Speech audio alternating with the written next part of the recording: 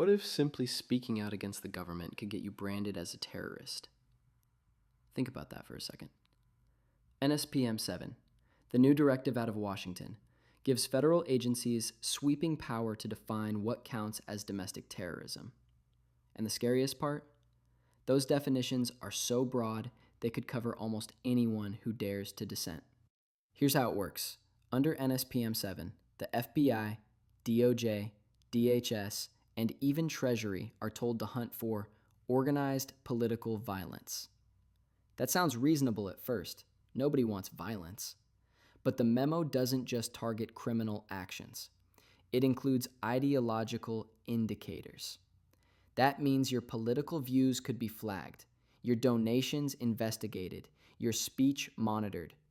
If you've ever attended a protest, supported the wrong cause, or even just shared a strong opinion online, you could be swept into an investigation. Now let's connect the dots. Once you're under investigation, it doesn't take much for prosecutors to bring charges. And if that happens, that's where your rights really start slipping away. Under current law, certain convictions or restraining orders can strip away your right to own a firearm.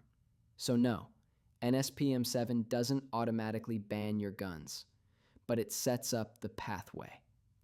Speech becomes investigation. Investigation becomes prosecution. And suddenly your Second Amendment is on the chopping block. History tells us that authoritarian regimes don't start by banning guns outright.